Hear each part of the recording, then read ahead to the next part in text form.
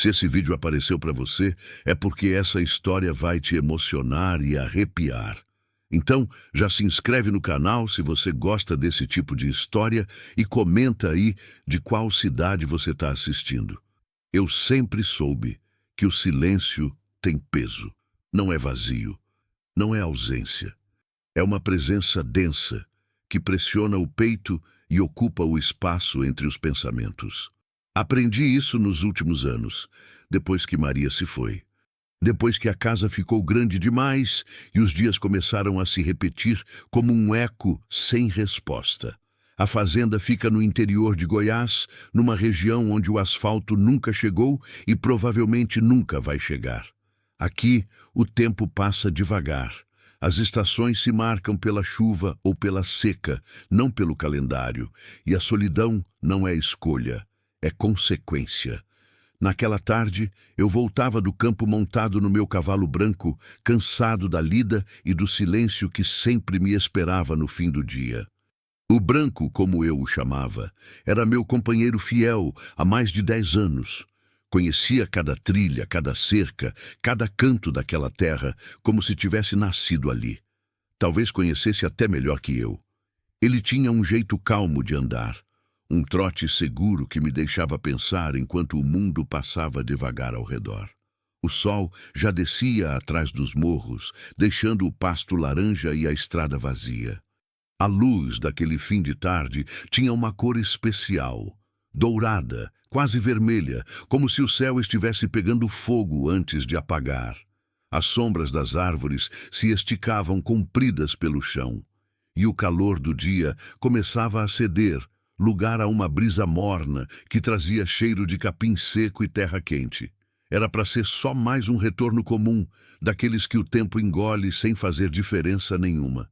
Eu já tinha feito aquele caminho 1000 vezes. Conhecia cada curva, cada pedra solta, cada buraco na estrada. Sabia onde o branco ia acelerar o passo e onde ele ia pisar com cuidado. Era uma rotina tão batida que meu corpo já fazia tudo sozinho, enquanto minha cabeça vagava por lugares distantes, ou por lugar nenhum. Pensava em Maria. Sempre pensava nela naquela hora do dia.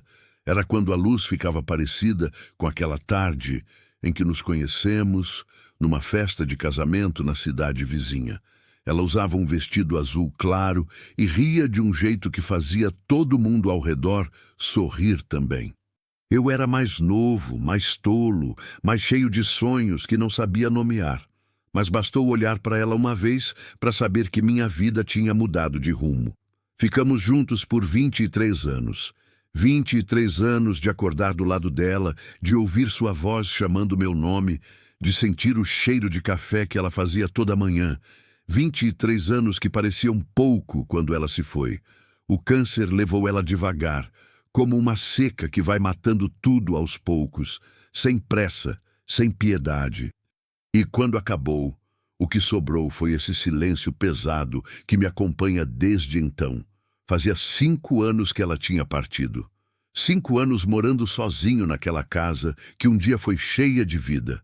5 anos conversando só com o branco, com as galinhas, com o cachorro velho que dormia na varanda. 5 anos sem ninguém me esperando, sem ninguém perguntando como foi o dia, sem ninguém dizendo que a janta estava pronta. A solidão aqui no interior não é igual à solidão da cidade. Aqui, ela tem espaço para crescer. Ela se espalha pelos pastos, pelas cercas, pelas estradas vazias. Ela mora no vento, no canto das cigarras, no silêncio que cai quando a noite chega. E aos poucos, sem que a gente perceba, ela vai ocupando o peito da gente também. Eu não era de reclamar, não era de me lamentar. A vida era o que era e eu tinha aprendido a aceitar. O trabalho me mantinha ocupado durante o dia e à noite o cansaço me fazia dormir sem pensar muito. Era uma existência simples, sem grandes alegrias, mas também sem grandes dores. Ou pelo menos era o que eu tentava acreditar. Mas naquela tarde, algo estava diferente. Não sei explicar direito. Era uma sensação estranha. Um aperto no peito, um peso no ar. Como se o mundo estivesse segurando a respiração, esperando alguma coisa acontecer. O branco também sentiu. Ele diminuiu o passo sem que eu pedisse. Levantou a cabeça, as orelhas atentas. Fiquei mais alerta, observando ao redor com mais cuidado. O vento tinha parado, as cigarras calaram. Até os pássaros, que sempre faziam barulho naquela hora, estavam em silêncio. Era como se a natureza inteira estivesse em pausa, observando, esperando. Olhei para o céu. Estava limpo, sem nuvens, só aquele laranja forte se transformando em vermelho. Nenhum sinal de tempestade, nenhuma razão aparente para aquele silêncio pesado. Mas a sensação persistia, crescendo a cada passo que o branco dava. Foi então que vi. De longe, no meio da estrada, havia algo, um vulto, uma mancha escura que não deveria estar ali. Franzi os olhos, tentando enxergar melhor contra a luz do sol que ainda brilhava baixo no horizonte. Achei que fosse um animal, talvez uma vaca que tinha fugido do pasto ou um cachorro largado. Mas algo naquele formato, naquele jeito de estar ali parado, não batia certo. O branco parou sozinho, como se soubesse que aquilo não era normal. Afaguei seu pescoço, senti a tensão nos músculos dele. Também estava apreensivo, também sentia que algo estava errado. "Anda, rapaz", murmurei, dando um leve toque com os calcanhares. Ele avançou devagar, cauteloso, e a cada passo a imagem ficava mais clara. Meu coração começou a bater mais forte. As mãos apertaram as rédeas sem que eu percebesse. A respiração ficou presa no peito. Não era um animal, era uma pessoa, uma mulher. Estava ajoelhada no meio do cascalho quente, no centro da estrada, como quem tinha perdido todas as forças. Os braços erguidos para o céu, o corpo curvado para frente, a cabeça levantada como se estivesse gritando. Mas nenhum som chegava até mim. A imagem era tão forte, tão desesperada, que senti um frio na espinha mesmo com o calor que ainda irradiava da terra. Apressei o branco, meu coração agora batendo como um tambor no peito. Cada metro que nos aproximava tornava a cena mais real, mais pesada, mais dolorosa de ver.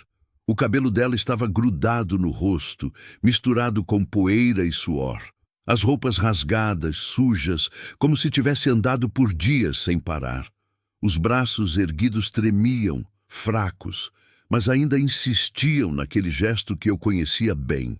O gesto de quem pede, de quem implora, de quem entrega tudo nas mãos de Deus porque não tem mais nada a fazer. Os braços erguidos para o céu não pediam ajuda, pediam um milagre. A poeira grudada na pele, as lágrimas que deixavam marcas limpas no rosto sujo, era a imagem da fé desesperada. Uma fé que já não tinha palavras, só gestos.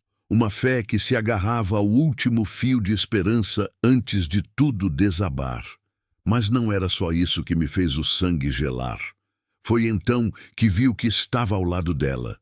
Um menino, de uns 10 anos, talvez menos, caído no chão duro, completamente desacordado. O corpo mole, largado de lado como um boneco de pano. A respiração curta, irregular, quase imperceptível, a boca entreaberta, rachada de sede, os lábios brancos como papel. Parecia que cada grão de poeira daquela estrada tinha sugado um pedaço da vida dele.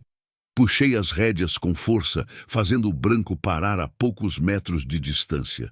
Desci num salto, quase tropeçando, as pernas trêmulas da pressa e do choque. Meus pés levantaram nuvens de poeira ao tocar o chão. O silêncio ao redor era assustador. Nenhum vento, nenhum pássaro, nenhum som que não fosse minha própria respiração pesada e o farfalhar fraco das roupas dela. Era como se o mundo inteiro tivesse parado para assistir aquela cena, para testemunhar aquele pedido mudo. "Minha senhora!" Chamei, a voz saindo rouca, quase um grito. Ela virou o rosto para mim, os olhos vermelhos, inchados, perdidos, olhos que tinham chorado tudo que podiam chorar, e agora só restava aquele olhar vazio, aquele pedido silencioso que doía de ver. A boca se mexeu, tentando formar palavras, mas nenhum som saiu. O corpo inteiro tremia, não de frio, mas de esgotamento, de desespero, de uma dor que ia muito além do físico. Ajoelhei ao lado do menino, minhas mãos tremendo enquanto tocavam seu rosto. A pele estava quente demais, seca demais, como papel queimado. O peito subia e descia devagar demais, num ritmo perigoso que fez meu coração apertar. Meu Deus! Sussurrei, sem nem perceber. Aquilo não era só cansaço, não era só sede. Era fome, abandono, desgaste. Era um corpo desistindo, um menino que tinha andado até onde as forças permitiram e agora jazia ali, na beira de algo que eu não queria nomear. A mulher finalmente conseguiu falar, mas a voz saiu quebrada, em pedaços, cada palavra custando um esforço imenso. Por favor, ela sussurrou, as mãos agarrando meu braço com uma força que não parecia possível naquele corpo frágil. Por favor, meu filho. Olhei nos olhos dela e vi tudo. Vi o desespero de uma mãe que tinha esgotado todas as opções. Vi a fé que a mantinha de joelhos, mesmo quando o corpo já não aguentava mais.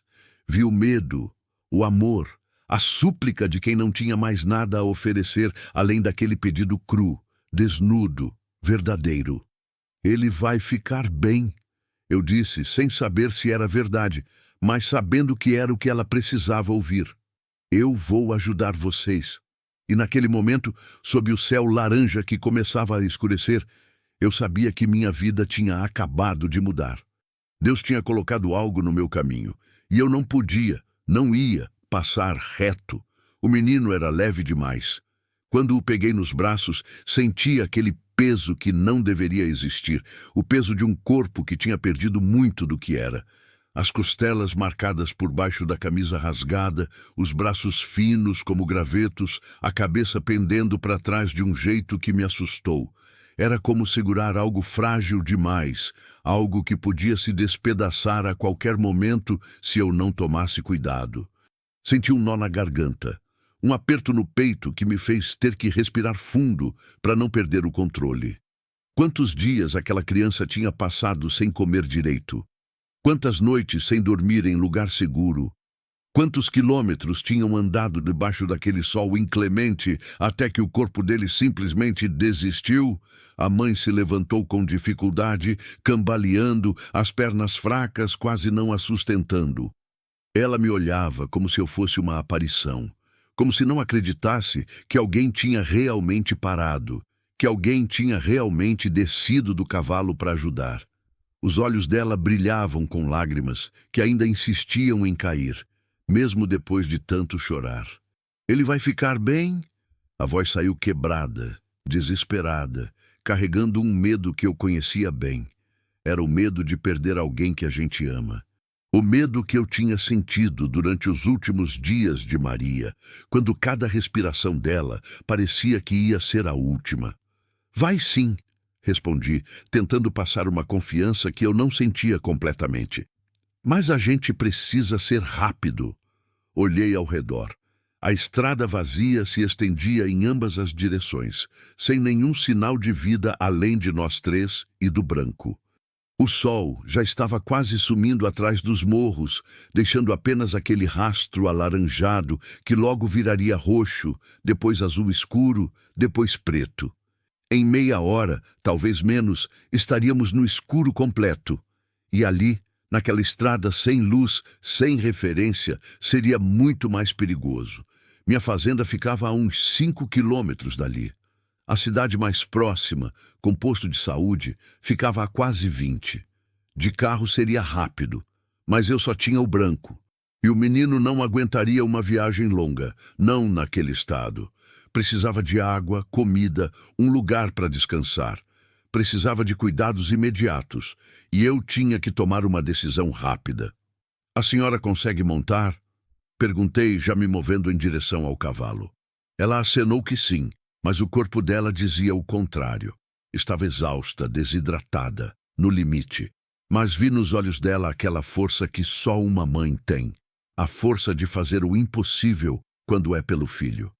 O branco estava parado, calmo, como se entendesse a gravidade da situação. Ele sempre foi um cavalo especial, inteligente, sensível ao que acontecia ao redor. Já tinha me salvado de situações difíceis antes. Conhecia o caminho de casa mesmo no escuro. Nunca me derrubou, nem nos terrenos mais complicados. Confiei nele como confiaria em um irmão. Apoiei o menino no ombro, segurando ele com cuidado enquanto pegava a cantina presa na sela. Tinha pouca água, mal meio litro, mas era tudo que eu tinha. Molhei os dedos e passei nos lábios do garoto, devagar, com cuidado para não engasgar. Ele não reagiu na primeira vez, nem na segunda, mas na terceira, a língua dele se mexeu levemente, buscando aquela umidade como um reflexo instintivo, primitivo, a última centelha de vida lutando para continuar. Isso, rapaz, murmurei baixinho, quase como uma reza. Aguenta firme, a gente já vai te tirar daqui. Ofereci a cantina para a mãe. Ela pegou com as duas mãos trêmulas e bebeu em goles pequenos, controlados, mesmo que o corpo dela implorasse por mais. Era o tipo de disciplina que vem do sofrimento, de quem já passou por tanta coisa que aprendeu a controlar até o desespero. Como é seu nome? Perguntei enquanto ajustava o menino nos braços. Socorro, ela respondeu, a voz ainda fraca, mas mais firme que antes. Meu nome é Socorro, e ele é o Rafael. Socorro e Rafael. Dois nomes que eu não ia esquecer nunca mais. Eu sou João, me apresentei. João Ferreira, e a gente vai sair daqui agora. Minha casa não é longe. A senhora vai conseguir aguentar?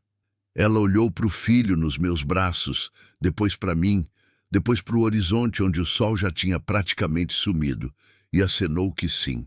Eu aguento qualquer coisa por ele, disse, e naquelas palavras havia uma verdade absoluta, inabalável. Ajudei ela a subir no branco primeiro. Foi difícil, ela estava fraca, as pernas não respondiam direito, e eu tinha que segurar o menino ao mesmo tempo. Mas conseguimos. Ela se agarrou na sela, o corpo inteiro tremendo com o esforço. Depois, entreguei Rafael para ela. Vi o jeito que ela o segurou, apertando ele contra o peito, como se nunca mais fosse soltar. As lágrimas voltaram a cair, silenciosas, molhando o rosto sujo de poeira. Ela beijou a testa do menino, sussurrou algo que não conseguia ouvir, uma oração ou uma promessa. Talvez as duas coisas. Subi na frente dela, ajeitando a posição para que ficasse seguro para todos. O branco era grande e forte, já tinha carregado peso maior, mas nunca em uma situação como aquela. Senti o cavalo se ajustar embaixo de nós, distribuindo o peso, encontrando o equilíbrio certo. Segura firme em mim, pedi. E ela passou o braço livre ao redor da minha cintura, ainda apertando o filho com o outro braço. Dei um leve toque nas laterais do branco, e ele começou a andar. Não no trote de sempre, mas num passo firme, cuidadoso, como se soubesse que carregava algo precioso. A estrada de terra começou a passar por baixo dos cascos dele, levantando pequenas nuvens de poeira vermelha que brilhavam na última luz do dia. A cada movimento, eu sentia o peso daquela responsabilidade. Não era só o peso físico de 3 pessoas em cima de um cavalo. Era o peso de 2 vidas que Deus tinha colocado nas minhas mãos. O peso de uma decisão que eu tinha tomado em segundos, mas que ia mudar tudo. O peso de saber que, se eu falhasse, se eu errasse o caminho, se o branco tropeçasse, se a noite caísse antes de chegarmos, as consequências seriam irreversíveis. Olhei para o céu. As primeiras estrelas já começavam a aparecer, pequenos pontos de luz num azul cada vez mais escuro. A temperatura começava a cair, e eu senti Socorro tremer atrás de mim. Não sabia se era de frio, ou de medo, ou de alívio. Talvez fosse tudo junto.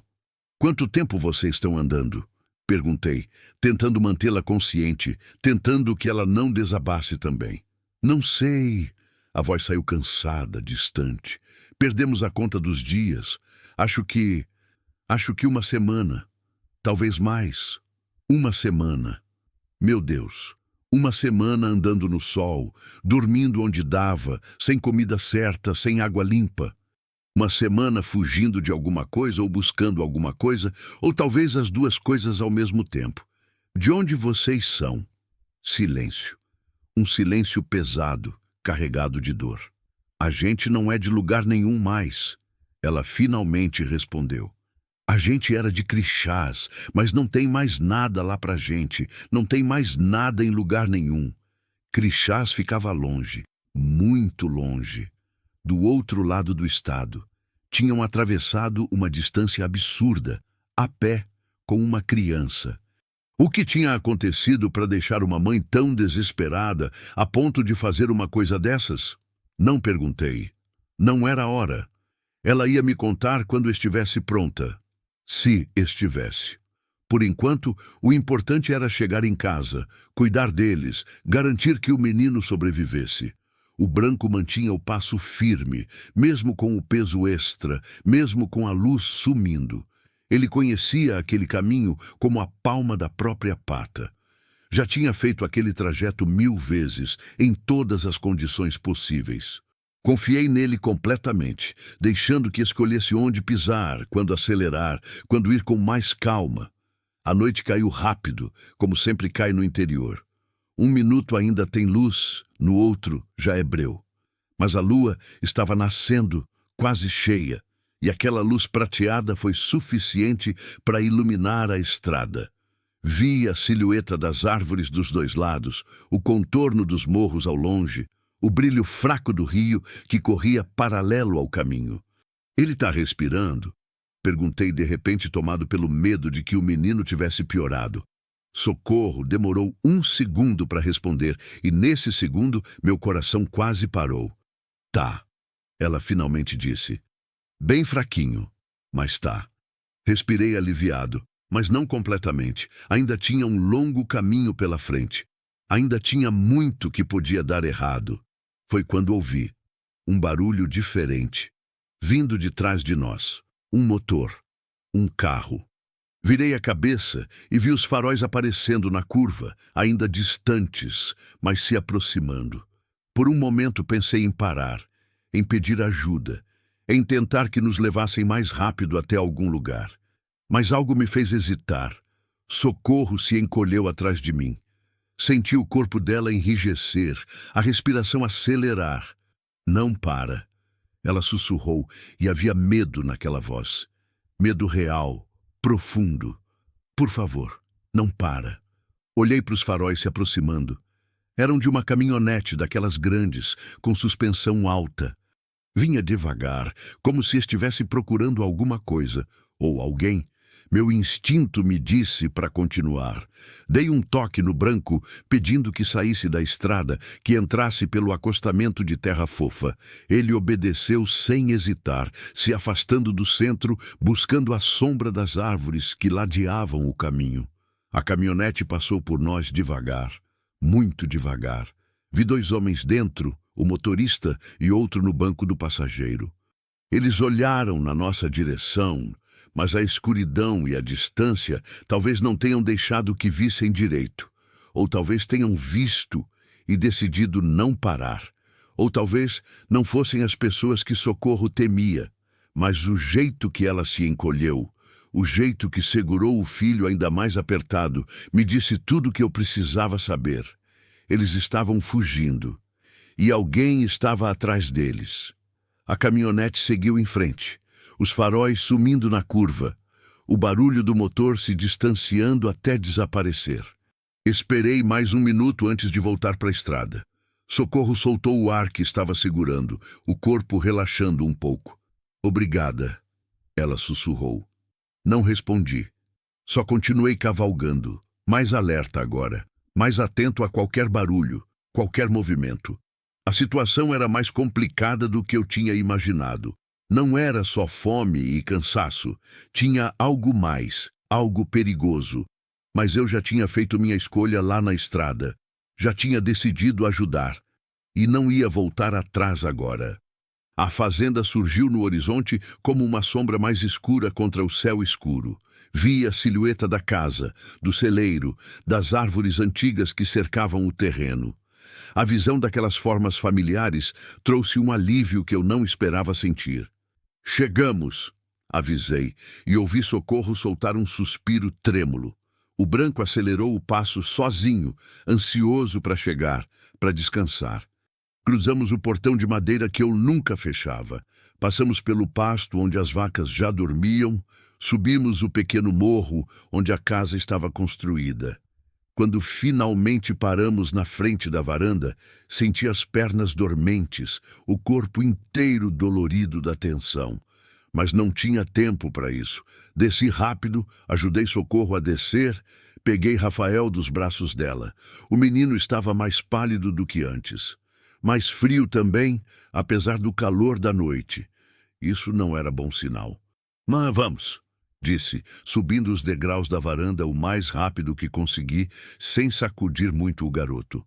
Empurrei a porta com o ombro. A casa estava escura, silenciosa, cheirando a vazio e poeira. Não acendia uma luz ali há 5 anos, além da lamparina da cozinha. Mas naquela noite ia precisar acender todas. Coloquei Rafael no sofá da sala, aquele sofá velho onde Maria costumava se sentar para fazer crochê. Socorro caiu de joelhos do lado dele, segurando a mãozinha fria, sussurrando coisas que eu não entendia. Corri para a cozinha, acendi a lamparina a gás, enchi um copo d'água, peguei todas as toalhas limpas que encontrei. Voltei correndo, ajoelhei do outro lado do menino. A gente precisa dar água para ele, devagar. Muito devagar. Instruí, levantando a cabeça do garoto com cuidado. Molhei os lábios dele primeiro.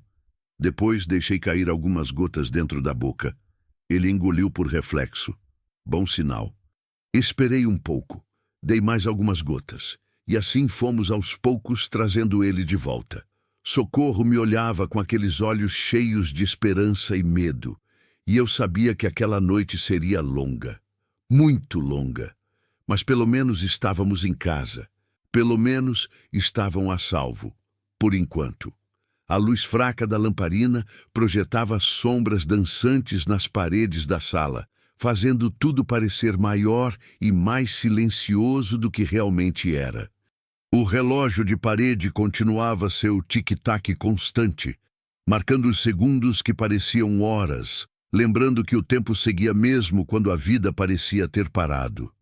Rafael continuava deitado no sofá, a respiração ainda irregular, mas um pouco mais perceptível do que antes. Cada movimento do peito dele era uma pequena vitória, cada suspiro uma promessa de que ainda havia chance. Mas eu sabia que não estávamos fora de perigo. Longe disso. Trouxe mais água, desta vez morna, com um pouco de açúcar dissolvido. Tinha aprendido isso com Maria, quando ela cuidava de bezerros órfãos que chegavam quase mortos de fome e desidratação. Água com açúcar e sal, ela dizia.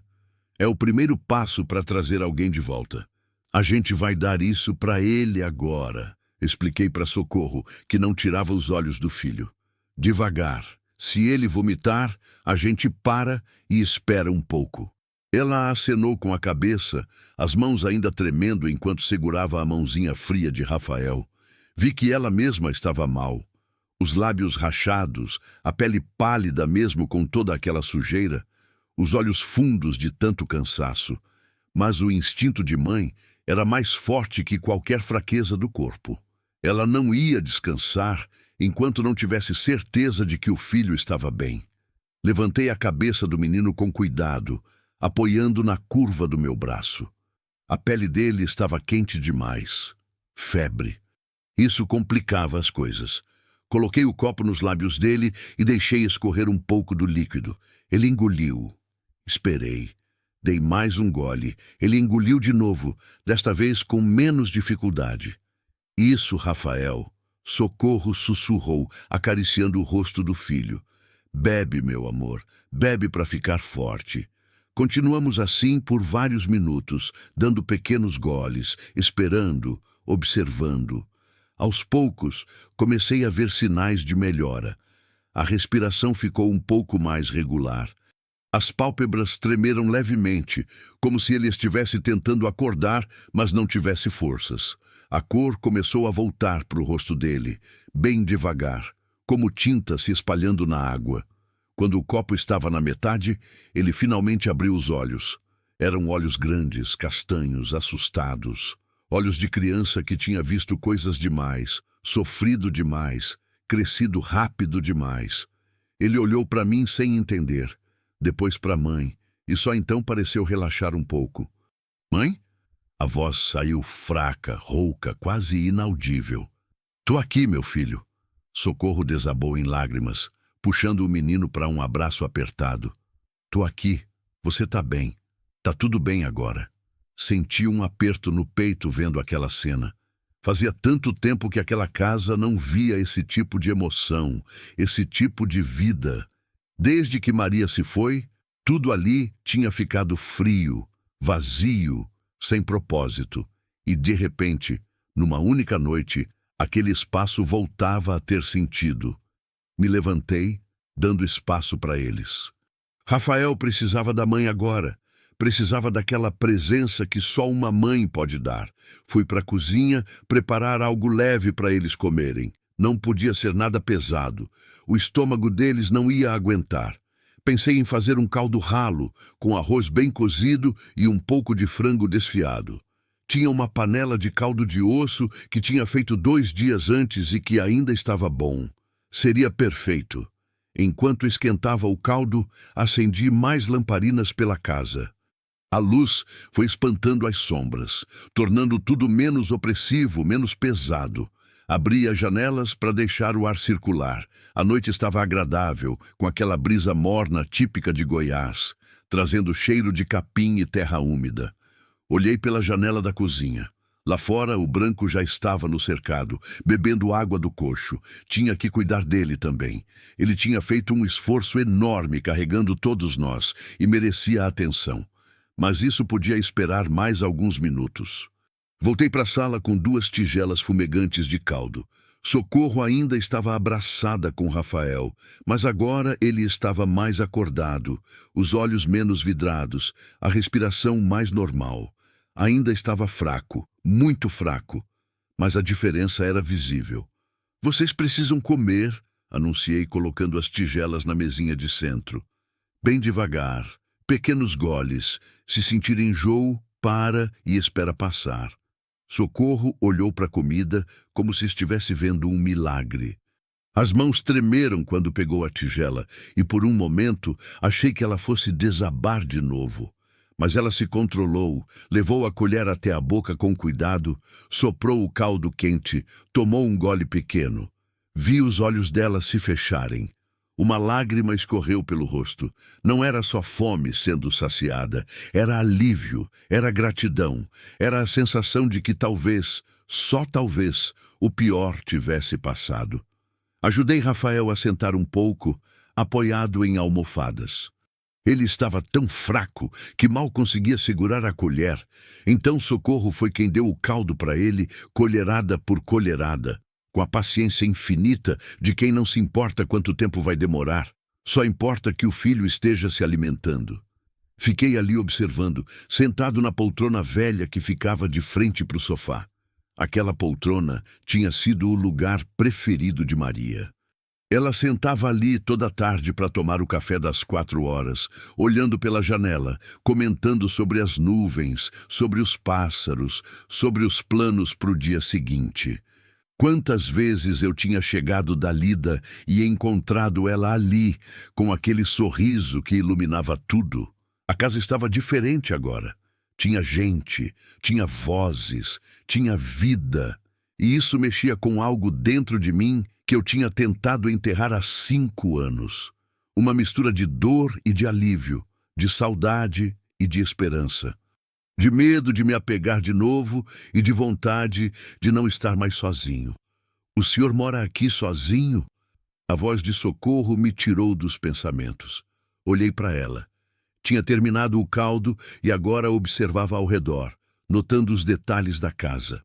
As fotos antigas nas paredes, os móveis que tinham visto dias melhores, a decoração que não mudava há anos. Era óbvio que faltava presença feminina ali, que faltava aquela mão que torna uma casa um lar. Moro, respondi simples. Minha esposa faleceu há 5 anos. Desde então é só eu. Sinto muito, ela disse, e havia sinceridade naquelas palavras. Mesmo no meio de todo o sofrimento dela, ainda tinha espaço para sentir pela dor dos outros. A vida segue, falei, repetindo a frase que tinha ouvido tantas vezes de outras pessoas, mas que nunca tinha realmente aceitado de verdade. Socorro olhou para o filho, que já tinha tomado metade do caldo e agora lutava para manter os olhos abertos. A exaustão finalmente estava vencendo a adrenalina que o tinha mantido acordado. Eu não sei como agradecer o que o senhor fez, ela disse, a voz embargada. Se o senhor não tivesse passado naquela estrada, se não tivesse parado, eu não sei, eu não... Levantei a mão, interrompendo. Não precisa agradecer. Qualquer pessoa teria feito o mesmo. Ela balançou a cabeça devagar, os olhos ficando distantes. Não teria. A gente já passou por muita gente que olhou pra gente como se fôssemos lixo. Gente que atravessou a rua para não chegar perto. Gente que xingou, que mandou a gente embora. O senhor não sabe como é andar com uma criança pedindo ajuda e só encontrar porta fechada.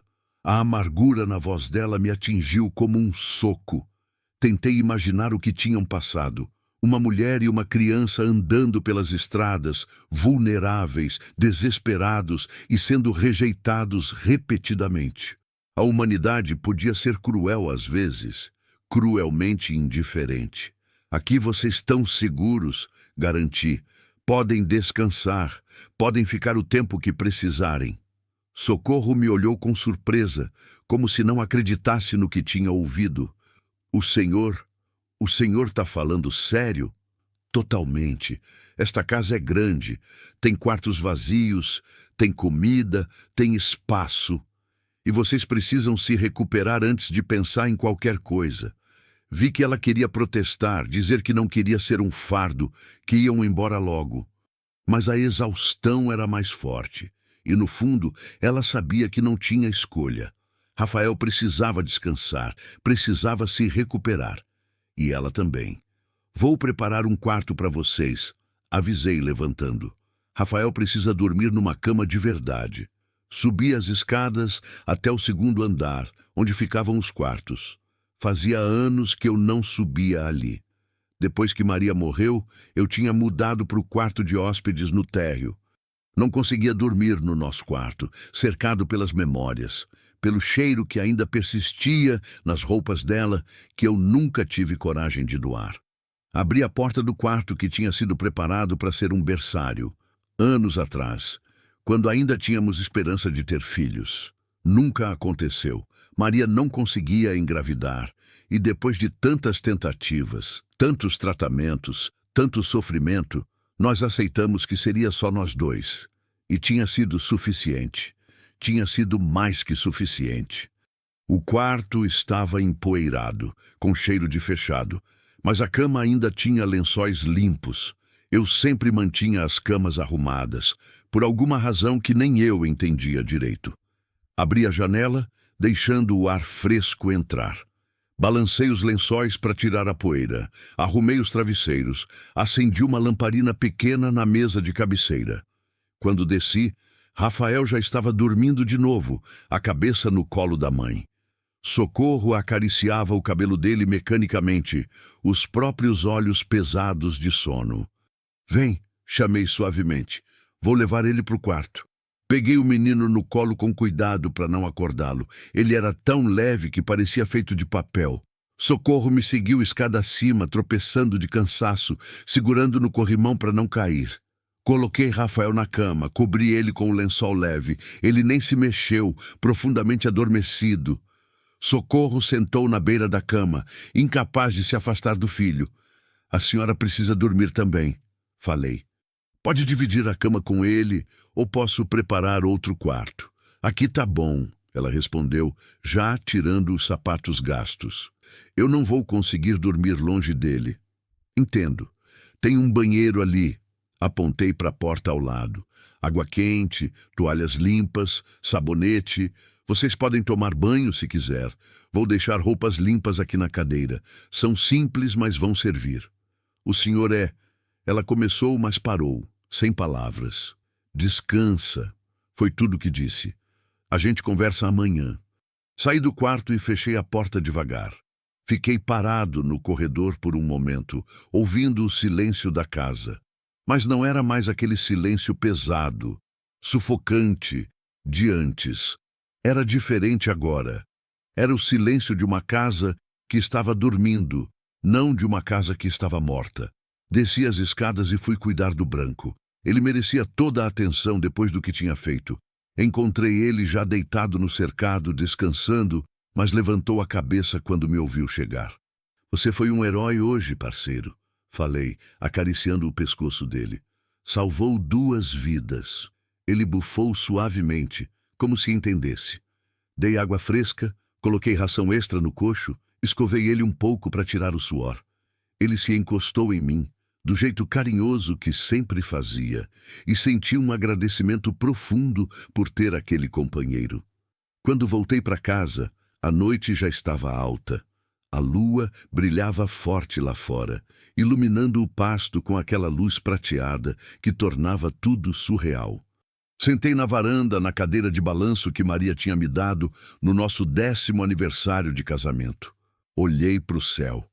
As estrelas brilhavam intensamente, como sempre brilhavam longe das luzes da cidade. Tentei encontrar as constelações que Maria tinha me ensinado a identificar. A Cruz do Sul, as 3 Marias, o Cruzeiro. O que você acha, Maria? Murmurei para o vento. Fiz a coisa certa? O vento soprou suavemente, balançando as árvores, trazendo o canto distante de um curió. Não era uma resposta, mas de alguma forma parecia ser. Maria sempre acreditou em fazer o certo, em ajudar quem precisa, em abrir as portas para o mundo. Ela teria parado naquela estrada também. Ela teria trazido eles para casa sem pensar 2 vezes. Pensei na caminhonete que tinha passado por nós, nos homens que procuravam por algo, ou por alguém, no medo que socorro tinha demonstrado. Havia uma história ali, uma história que eu ainda não conhecia, uma história que provavelmente era perigosa. Mas naquele momento, sentado na varanda, ouvindo a casa respirar com vida nova, eu não me arrependi da minha decisão, nem por um segundo. Deus tinha colocado aquelas pessoas no meu caminho por uma razão, e eu ia descobrir qual era. Acordei antes do sol nascer, como sempre.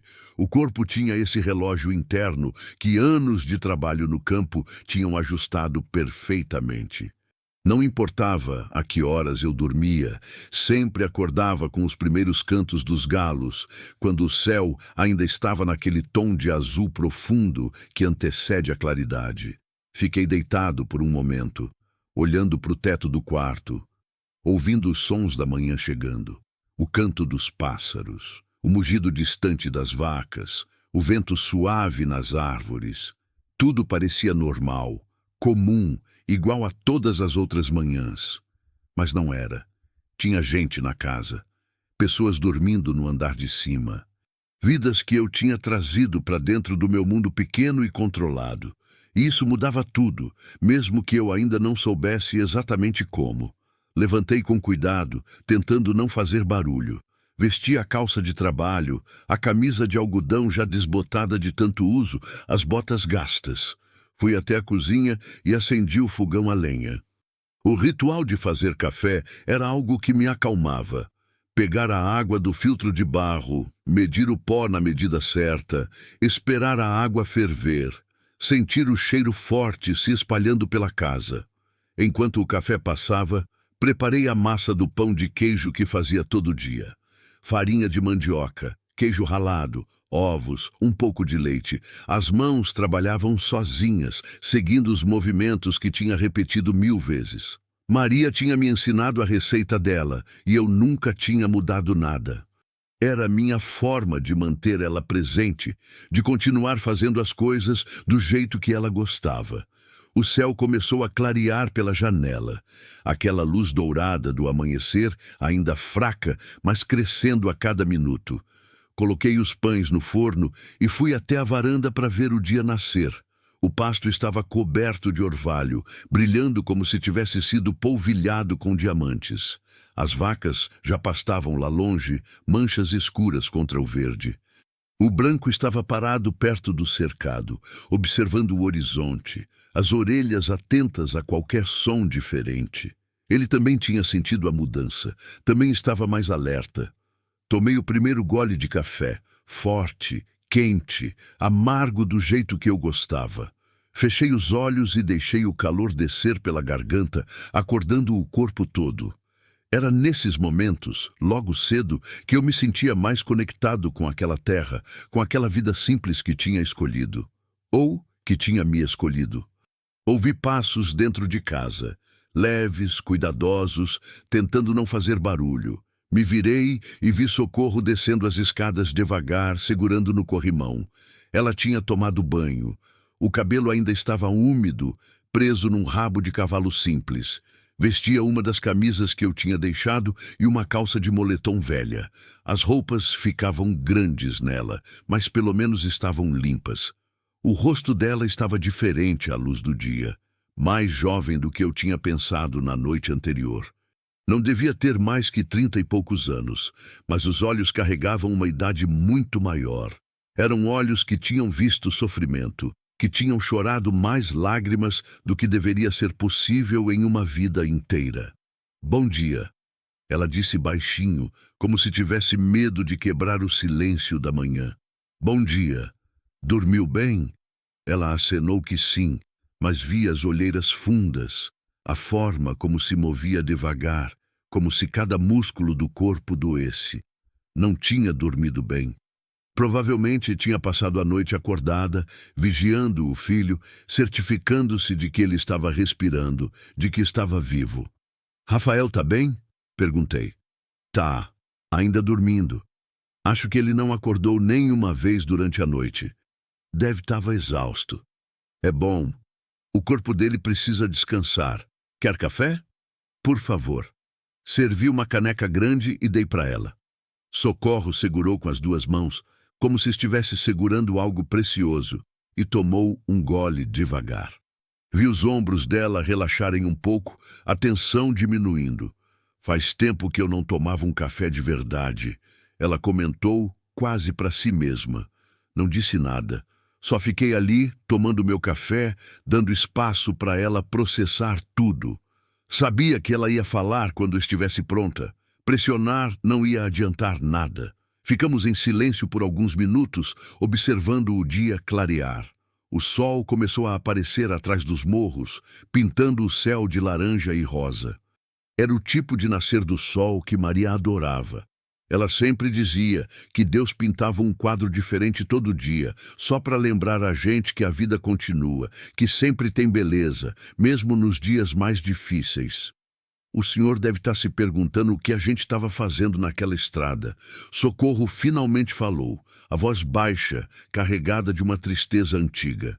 Só se você quiser contar, respondi. Não precisa. Ela olhou para mim, surpresa. O senhor não quer saber? Quero. Mas só se você se sentir à vontade. Não vou forçar nada. Socorro ficou quieta por mais um momento, os olhos perdidos no horizonte. Quando voltou a falar, a voz estava ainda mais baixa, como se contar aquilo doesse fisicamente. A gente morava em Crixás, igual eu falei ontem. Eu, o Rafael e o pai dele, o Marcelo. A gente tinha uma vida simples, mas era boa. Marcelo trabalhava numa fazenda grande cuidando do gado. Eu ajudava numa escola, na cozinha. Não era muito, mas dava para viver. Dava para ser feliz. Ela pausou, tomou mais um gole de café, reunindo coragem para continuar. Até que Marcelo se envolveu com gente errada. Começou fazendo uns bicos extras, transportando umas coisas de um lugar para o outro. Ele dizia que era só mercadoria normal, nada demais, mas eu sabia que não era.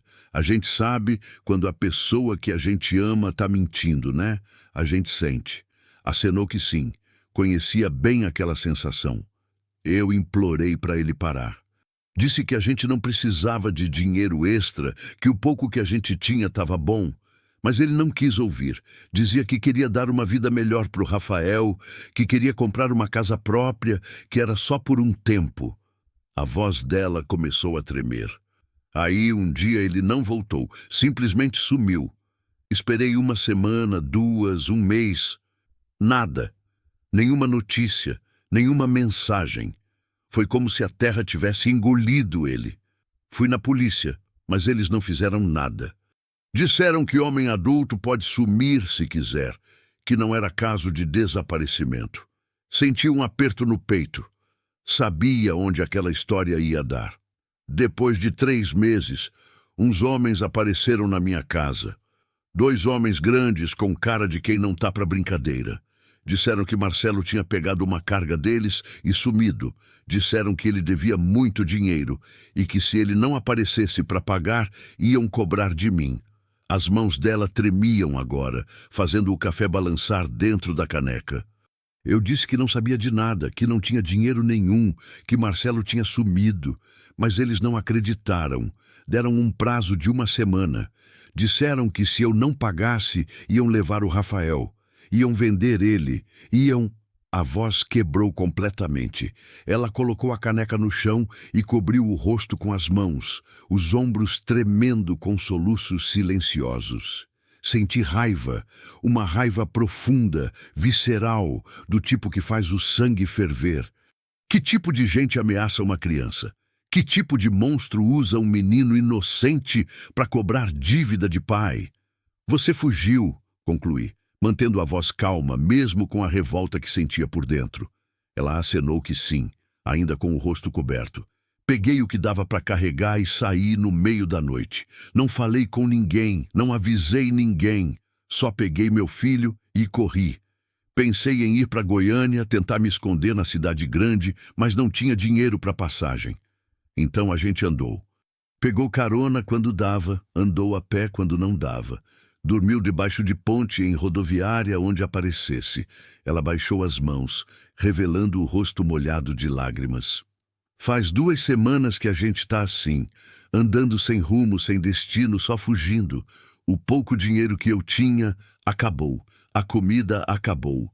E ontem o Rafael desabou. Simplesmente não aguentou mais. Caiu no meio daquela estrada e eu pensei que ia perder meu filho. Pensei que depois de tanto fugir, tanto lutar, eu ia ter que ver meu menino morrer de fome e de sede no meio do nada. Levantei e fui até ela, coloquei a mão no ombro dela num gesto de conforto.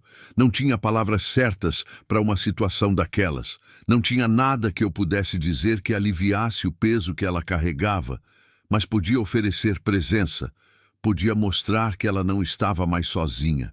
Foi por isso que você ficou com medo quando aquela caminhonete passou. Entendi. Sim, eu não sei se eram eles, provavelmente não eram, mas eu tenho tanto medo de que eles encontrem a gente, tanto medo do que vão fazer se encontrarem. Eles não vão encontrar, garanti, mesmo sem saber se era verdade.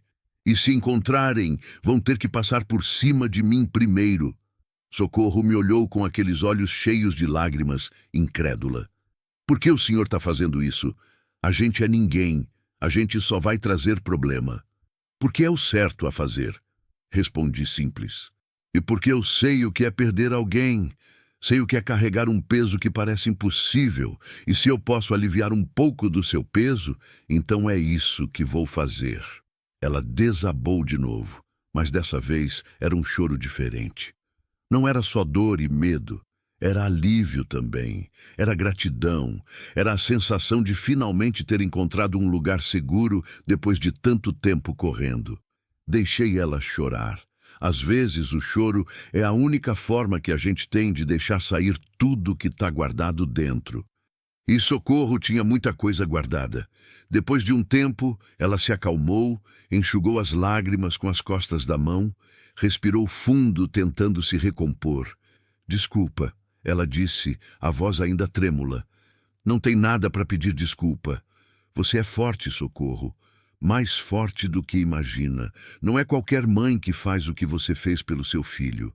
Qualquer mãe faria. Não. Qualquer mãe não teria aguentado 2 semanas andando sem comida, sem água, sem descanso. Qualquer mãe teria desistido muito antes. Mas você não desistiu. E o Rafael está vivo por causa disso.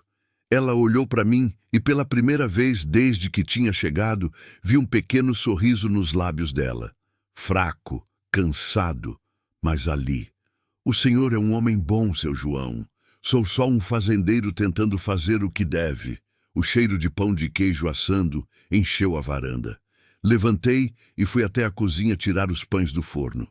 Estavam perfeitos, dourados com aquele cheiro que fazia a boca salivar só de sentir. Vem comer, chamei. Você precisa se alimentar direito. Socorro entrou na cozinha, ainda hesitante, como se não tivesse certeza de que merecia aquilo tudo. Sentamos à mesa velha de madeira, a mesma mesa onde eu e Maria tínhamos feito tantas refeições juntos. Servi os pães quentinhos, manteiga caseira, geleia de goiaba que tinha feito o mês passado. Ela comeu devagar, saboreando cada pedaço como se fosse a melhor coisa que tinha comido na vida. E talvez fosse. Depois de 2 semanas comendo mal ou não comendo nada, qualquer comida de verdade devia parecer um banquete. Rafael vai precisar comer também quando acordar, comentei. Mas tem que ser aos poucos. O estômago dele está fraco demais para comida pesada ainda. Eu sei. Eu vou ter cuidado. Ficamos em silêncio por um tempo, só o som dos talheres e do café sendo tomado. Era um silêncio confortável agora. Não mais aquele silêncio pesado e solitário que tinha dominado aquela casa por tanto tempo. Olhei pela janela e vi o branco pastando tranquilo. As vacas se movendo lentamente pelo pasto. As galinhas ciscando no terreiro. Tudo parecia tão normal, tão pacífico, como se o mundo lá fora não existisse, como se os problemas, os perigos, as ameaças não pudessem atravessar aquele portão de madeira. Mas eu sabia que era ilusão. Os problemas existiam. Os homens que procuravam Socorro e Rafael existiam, e mais cedo ou mais tarde teriam que ser enfrentados. Mas não hoje. Hoje era dia de cuidar, de curar, de devolver a esperança para quem já não tinha nenhuma. O resto podia esperar.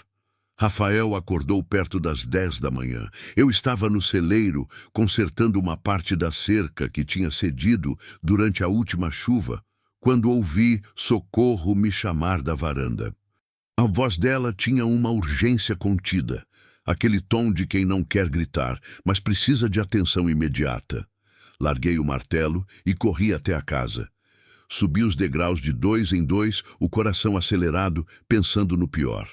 Quando entrei no quarto, encontrei Rafael sentado na cama, os olhos arregalados, o corpo tenso como uma corda esticada. Ele olhou para mim com medo, um medo genuíno, profundo, do tipo que uma criança não deveria conhecer.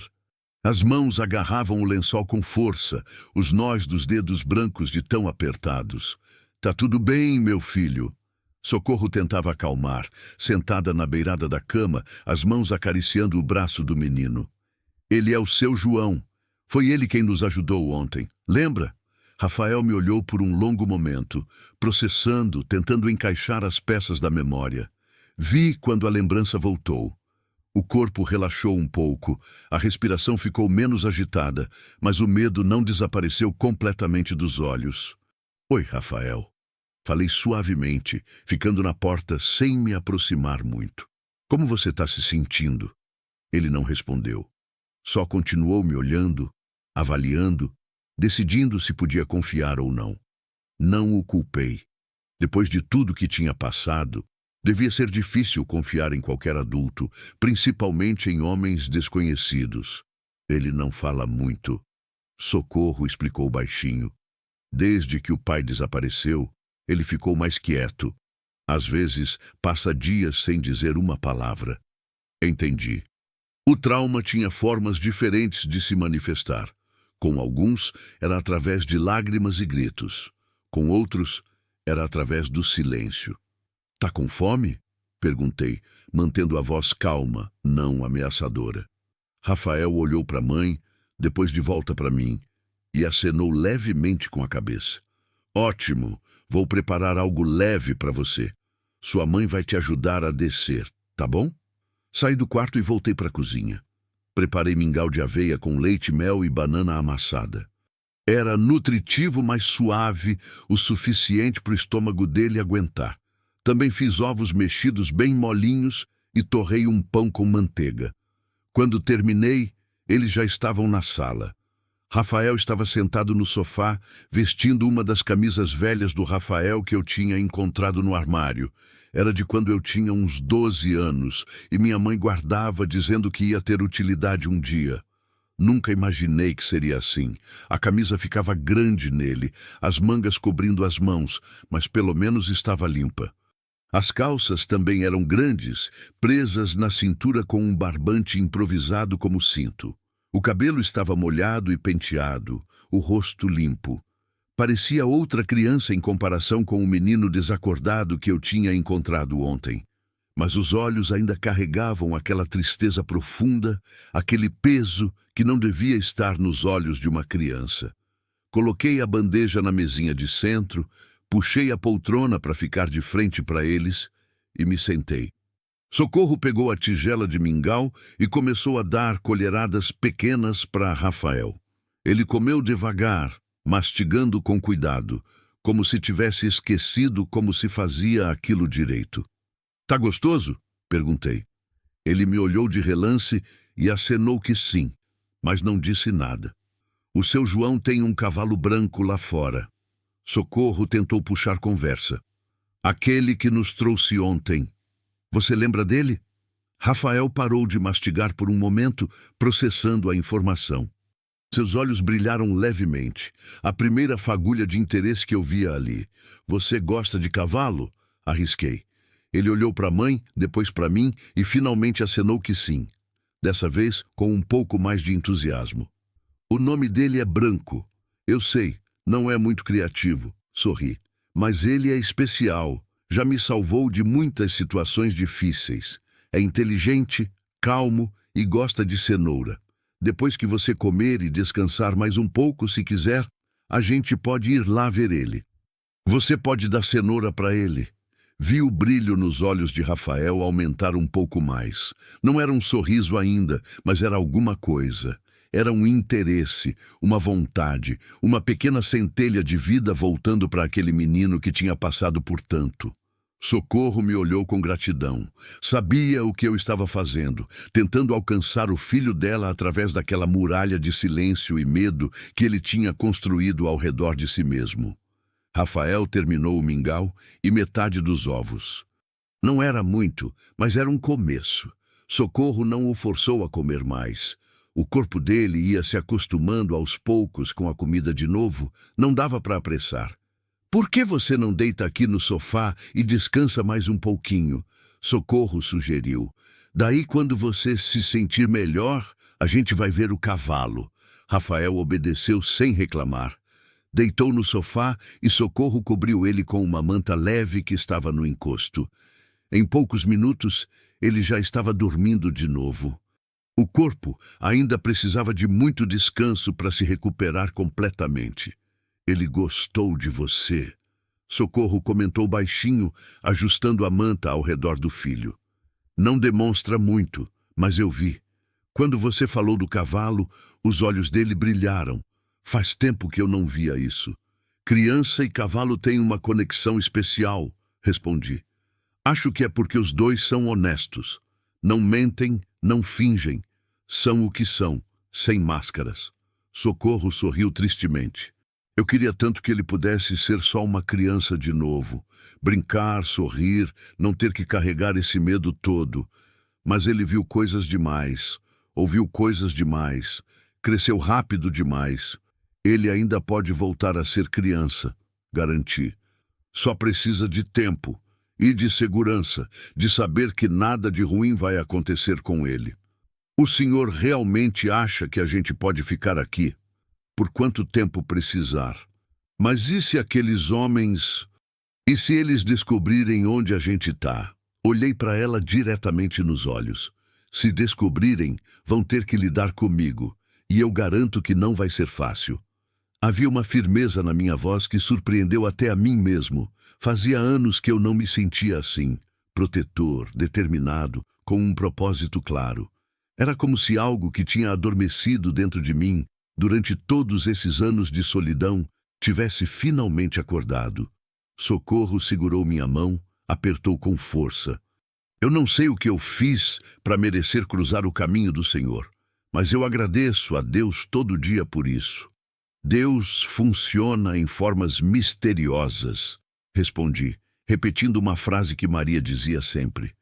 Às vezes ele coloca as pessoas certas no caminho umas das outras, exatamente no momento em que mais precisam. Ficamos ali, sentados em silêncio, observando Rafael dormir. Havia uma paz naquele momento, uma quietude que contrastava fortemente com o caos das últimas 24 horas. Pensei em como a vida podia mudar em um instante. Ontem de manhã, eu era só um fazendeiro solitário, vivendo uma rotina previsível, cada dia igual ao anterior. E agora tinha 2 pessoas dormindo na minha casa, pessoas que dependiam de mim, que precisavam de mim. Era assustador, era uma responsabilidade enorme, mas também era... Bom, fazia eu me sentir vivo de uma forma que não sentia há muito tempo. O dia passou devagar, como passam os dias no interior quando não há pressa. Socorro ajudou a arrumar a casa, mesmo eu dizendo que não precisava. Ela insistiu, dizendo que não podia ficar parada, que precisava fazer alguma coisa para se sentir útil. Juntos, limpamos o que já estava limpo, organizamos o que já estava organizado. Mas não era sobre a limpeza de verdade. Era sobre criar uma rotina, uma normalidade, um senso de lar. À tarde, quando o sol estava mais ameno, Rafael acordou mais descansado. Tinha mais cor no rosto, mais vida nos olhos. Ainda estava fraco, ainda se movia devagar, mas a diferença era notável. Quer ir ver o branco agora? Ofereci. Os olhos dele se iluminaram e ele acenou que sim com entusiasmo. Fomos os 3 até o cercado. O branco estava pastando tranquilo, mas levantou a cabeça assim que nos ouviu se aproximar. Ele trotou até a cerca, relinchando suavemente em saudação. Vem! Incentivei Rafael, que estava parado a alguns metros de distância, tímido. Ele não morde, é mansinho. Rafael olhou para a mãe buscando aprovação. Ela sorriu e acenou que sim. Ele se aproximou devagar, cauteloso, as mãos estendidas hesitantes. Deixa ele cheirar sua mão primeiro, instruí. É o jeito dele de conhecer você. Rafael esticou a mão trêmula e o branco cheirou devagar, os bigodes fazendo cócegas na palma pequena. Vi um sorriso começando a se formar no rosto do menino. Pequeno, tímido, mas ali. O primeiro sorriso que eu via nele. Pode fazer carinho. Encorajei. No pescoço dele. Bem devagar. Rafael colocou a mão no pescoço do branco e começou a acariciar.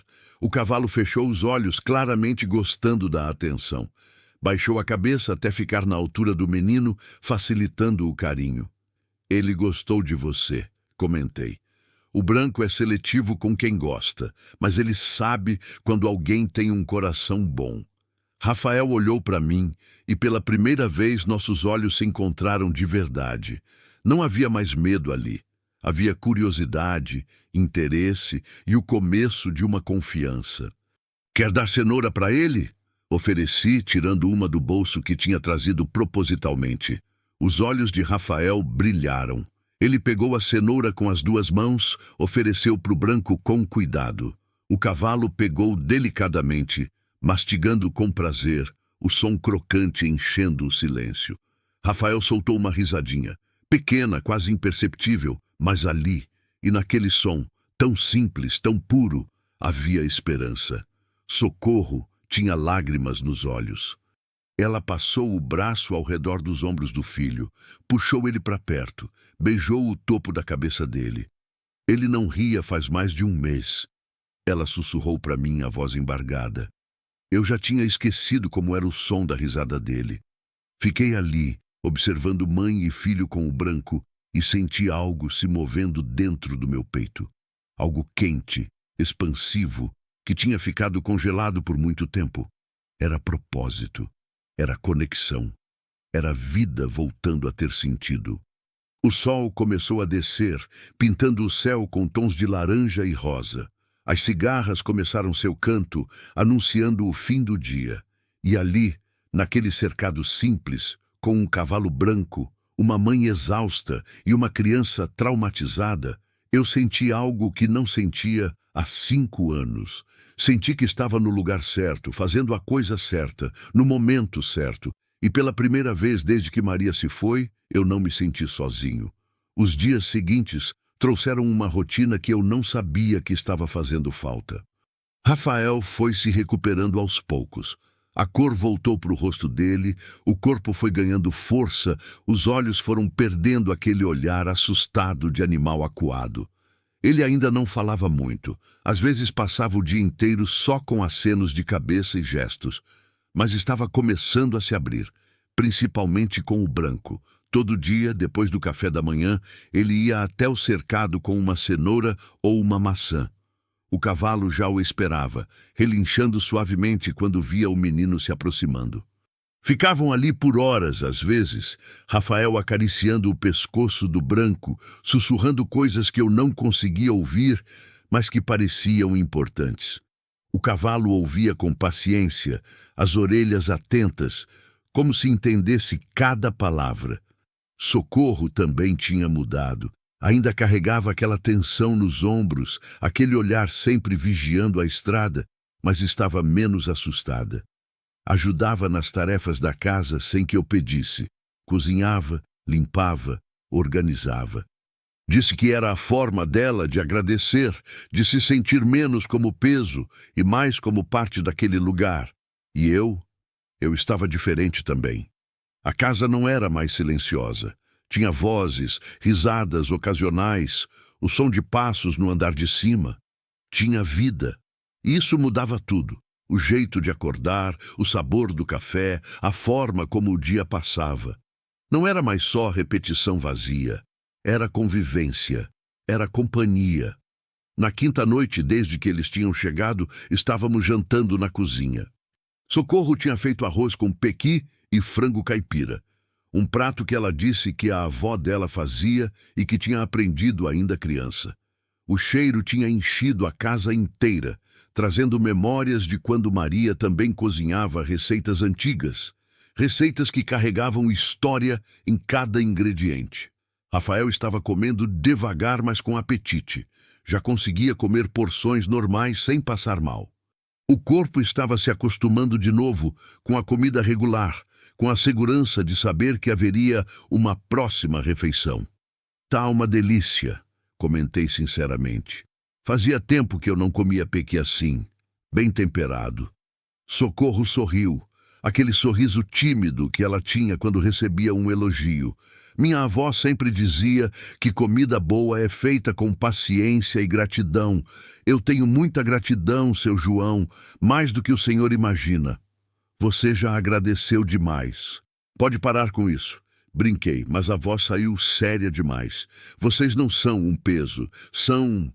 Parei, procurando as palavras certas. O que eram eles, afinal? Hóspedes? Amigos? Família temporária?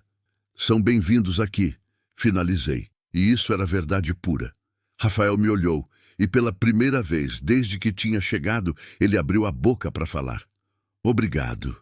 A voz saiu baixinha, rouca de tanto tempo sem usar, mas clara. Obrigado por nos salvar. O silêncio que caiu na cozinha era diferente de todos os silêncios que tinha habitado aquela casa antes. Era carregado de emoção, de peso, de significado. Socorro levou a mão à boca, os olhos enchendo de lágrimas. Eu senti um nó na garganta. De nada, rapaz. Consegui dizer, a voz mais rouca que o normal. Você é corajoso, muito corajoso. Ele baixou os olhos envergonhado, mas vi um pequeno sorriso nos lábios dele. Um sorriso verdadeiro, não forçado. Continuamos jantando em silêncio depois disso, mas era um silêncio bom. Um silêncio de pessoas que estão confortáveis umas com as outras, que não precisam preencher cada segundo com palavras. Foi quando ouvi um som diferente, distante ainda, mas inconfundível. Motor de carro, vindo pela estrada de terra. Meu corpo inteiro ficou alerta. Não era comum passar carro por ali à noite. A estrada não levava a lugar nenhum, além da minha fazenda e de mais 2 propriedades vizinhas que ficavam quilômetros adiante. Os vizinhos não costumavam passar de noite, e quando passavam, eu reconhecia o som do motor. Aquele era diferente. Socorro também ouviu. Vi o corpo dela enrijecer instantaneamente, a cor sumindo do rosto. Ela agarrou o braço de Rafael com força, puxando o menino para perto. Fica calmo, murmurei, levantando devagar da cadeira. Pode não ser nada. Mas a forma como Socorro me olhou dizia que ela sabia, e eu também sabia, que provavelmente não era nada. Fui até a janela da sala. Apaguei a luz da cozinha antes, ficando só com a claridade fraca da lamparina. Olhei pela fresta da cortina. 2 faróis apareceram na curva da estrada, ainda longe, mas se aproximando devagar. Muito devagar, como se estivessem procurando. Vai pro quarto, ordenei baixinho, mas firme, sem tirar os olhos da janela. Os 2, agora. E não acendam luz nenhuma. Socorro não questionou. Pegou Rafael pela mão e subiu as escadas correndo, os passos abafados no carpete velho. Ouvi a porta do quarto fechar. O carro continuou se aproximando. Era uma caminhonete, grande, suspensão alta, vidros escuros. Exatamente o tipo de veículo que tinha passado por nós naquela primeira noite. Meu coração batia forte, mas minha mente estava calma, calculando. Fui até o armário da sala, abri a gaveta de baixo, peguei a espingarda calibre 12 que estava ali guardada há anos. Verifiquei. Estava carregada. Sempre mantinha carregada, mais por hábito do que por necessidade real. No campo, nunca se sabe quando vai precisar. A caminhonete parou na frente do portão. As luzes dos faróis iluminavam a entrada da propriedade, mas não avançaram. Ficaram ali, parados, o motor ligado, fazendo aquele ronco grave que parecia preencher a noite toda. Esperei, cada segundo parecendo uma eternidade. A espingarda pesava nas mãos, mas era um peso familiar, reconfortante de certa forma. Finalmente, as portas se abriram. 2 homens saíram. Grandes, como Socorro tinha descrito. Um deles usava uma camisa clara, o outro estava de preto. Não conseguia ver os rostos direito com a contraluz dos faróis, mas a linguagem corporal dizia tudo. Eram homens acostumados a intimidar, acostumados a conseguir o que queriam. Caminharam até o portão, mas não entraram.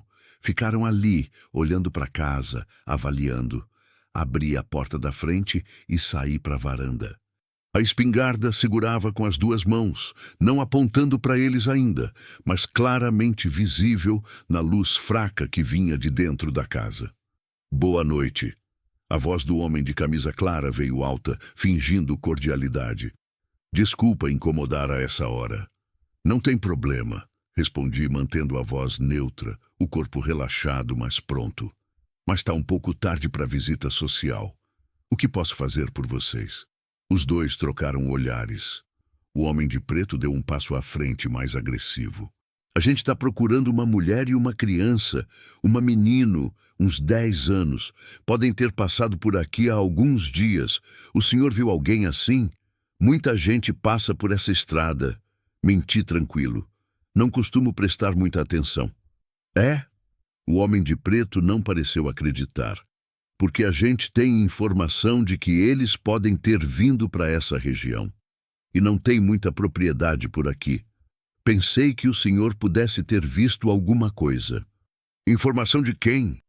Isso não importa, o de camisa clara interveio, a voz ainda tentando soar amigável, mas com uma borda afiada embaixo. Importa que a gente precisa encontrar eles. A mulher levou algo que não pertence a ela. A gente só quer recuperar. E o que seria isso? Dinheiro, respondeu sem hesitar. Muito dinheiro.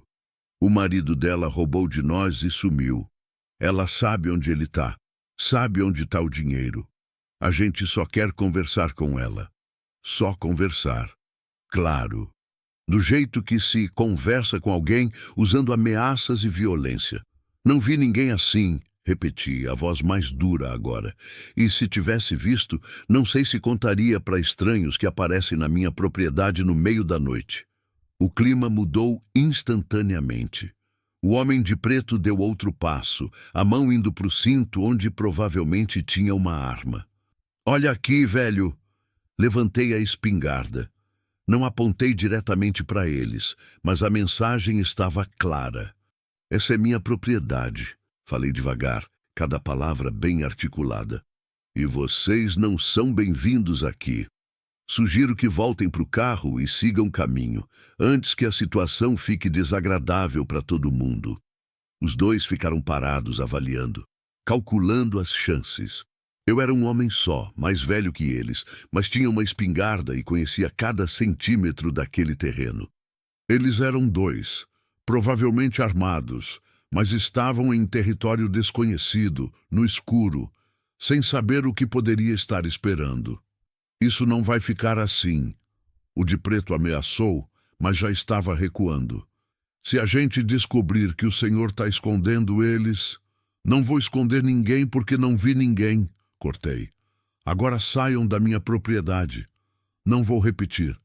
Eles trocaram mais um olhar, então voltaram para o carro.